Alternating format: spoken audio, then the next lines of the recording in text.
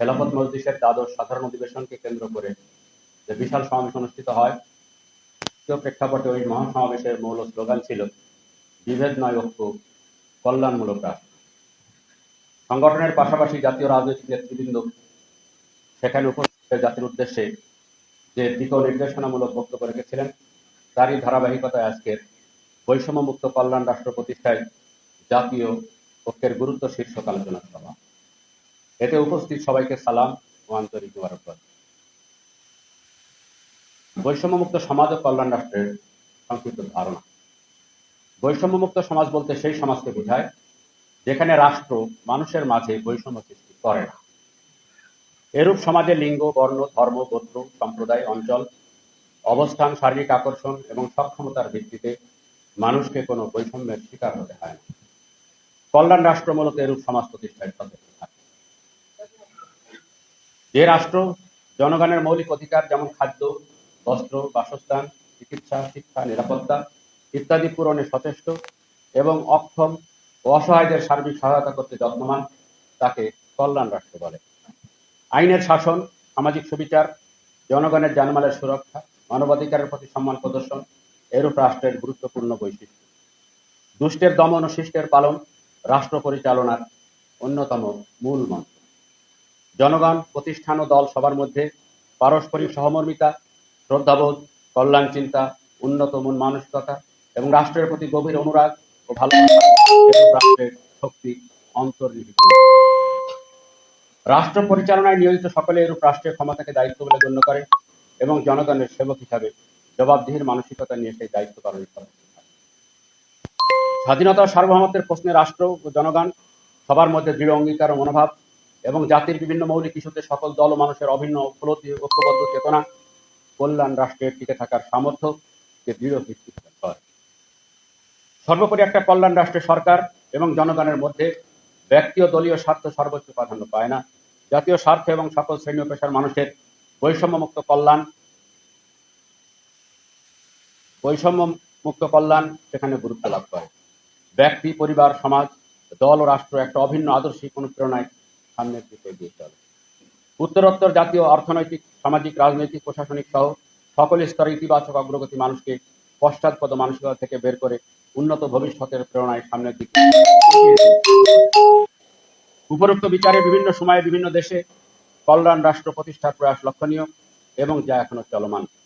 তবে সম্পূর্ণ কল্যাণ রাষ্ট্র সম্পর্কে যদি ধারণা নিতে হয়, তবে 1400 বছর পূর্বে নবী হযরত মুহাম্মদ সাল্লাল্লাহু আলাইহি সাল্লাম ও সম্মানিত খলিফাগণের প্রতিষ্ঠিত খেলাফত তথা কল্যাণ রাষ্ট্র ব্যবস্থার দিকে আমাদের দৃষ্টি দিতে হবে। যেখানে মাত্র কয়েক বছরের ব্যবধানে যাকাত নেওয়ার জন্য মানুষ খুঁজতে হয়েছে, সকল অসহায় পঙ্গু এতিমদের দায়িত্ব নিয়েছে রাষ্ট্র।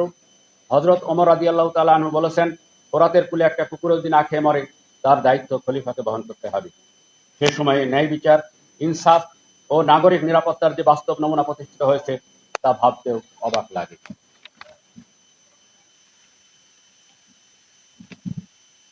উল্লেখ্য, একজন সাধারণ বিবেক বুদ্ধি সম্পন্ন মানুষকে যদি তার প্রত্যাশিত রাষ্ট্র এর ধারণা সম্পর্কে জানতে চাওয়া হয়, তবে সে যা যা বলবে তা থেকে একটা কল্যাণ রাষ্ট্রের ধারণা প্রত্যাশার প্রমাণ মেলে। কিন্তু কল্যাণমূলক রাষ্ট্র রাতারাতি প্রতিষ্ঠার মতো কোনো বিষয় নয়। যোগ্য নেতৃত্বের উপর কল্যাণ রাষ্ট্র প্রতিষ্ঠার বিষয়টি নির্ভরশীল। একটা হতাশাব্যঞ্জক অবস্থা বা যুদ্ধবিগ্রহ পরিস্থিতির মধ্য দিয়ে গড়ে ওঠা তীব্র জন আকাঙ্ক্ষায় সাধারণভাবে এরূপ রাষ্ট্র বিকশিত হয়। যোগ্য নেতৃত্ব যখন এরূপ আকাঙ্ক্ষার বাস্তবায়ন এগিয়ে আসে এবং ব্যক্তিগত ও দলীয় স্বার্থ বিবেচনার ঊর্ধ্বে ওঠে, দেশ ও দশের কল্যাণে যদি উৎসর্গ করার মানুষ এগিয়ে যায়, তখন উক্ত নেতৃত্বকে ঘিরে ঐক্যবদ্ধ জাতি বৈষম্যমুক্ত কল্যাণ রাষ্ট্র প্রতিষ্ঠার পথে অগ্রসর হয়।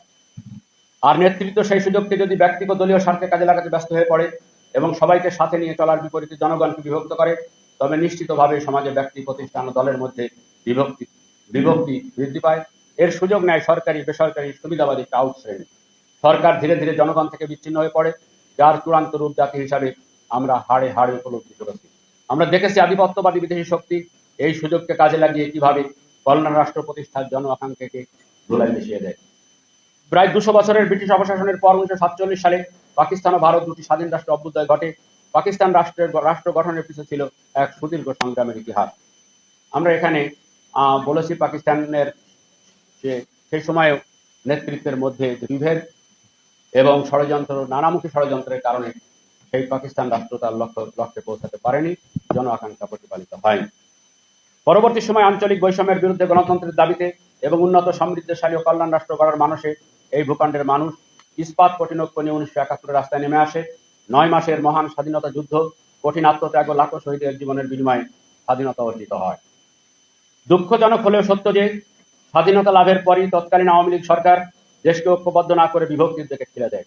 জাতীয় সরকার গঠন না করে দেশকে একান্তভাবেই তাদের দলীয় পরবর্তীতে একক পরিবারের সম্পদে পরিণত করার মারাত্মক বিপর্যয়কর দুরভিসন্ধিতে লিপ্ত হয়ে পড়ে।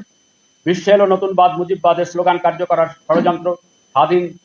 স্বাধীনতা যুদ্ধ চলাকালে মুক্তি বাহিনীর বিপক্ষে মুজিব বাহিনী গড়ার মধ্য দিয়ে প্রকাশ পেয়েছিল, যা সদ্য স্বাধীন দেশে বাস্তবায়নে তারা সর্বশক্তি নিয়োগ করে। শত শত মুক্তিযোদ্ধা ও ভিন্ন মতাবলম্বীদের বিনা বিচারে হত্যা করা হয়, লুটপাট ও দুর্নীতির মৎসব চালায়, দেশকে তলাবিহীন ঝুড়িতে পরিণত করে, পরে বাকশাল গঠন করে জনআকাঙ্ক্ষার শেষ অভিনয় পেরে গেড়ে দেয়, যার দুর্ভাগ্যজনক অথচ অবশ্যম্ভাবী পরিণতিতে 1975-এর 15 আগস্ট নিহত হতে হয় এই অধ্যায়ের মুখ্য কুশীলবদের। 15 আগস্ট পট পরিবর্তনের পর জাতিকে ঐক্যবদ্ধ করে কল্যাণ রাষ্ট্র প্রতিষ্ঠার প্রত্যয় কাজ শুরু হলেও সেটা ছিল খুবই দুরূহ। তৎকালীন সরকার বহুদলীয় গণতন্ত্র পুনরায় চালু করে যে শুভ সূচনা করেছিলেন, যার পরিণতিতে দেশের রাজনীতি, অর্থনীতি, পররাষ্ট্রনীতি সহ সব ক্ষেত্রে একটা ইতিবাচক ধারা পরিলক্ষিত হয়।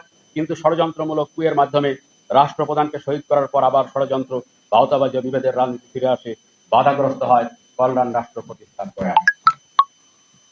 এরশাদ বিরোধী ঐক্যবদ্ধ আন্দোলনের মধ্য দিয়ে 1991 গণতন্ত্রের নতুন অভিযাত্রা শুরু হয়। ঐক্যমত্যের ভিত্তিতে সংসদীয় গণতন্ত্র প্রতিষ্ঠা লাভ করে।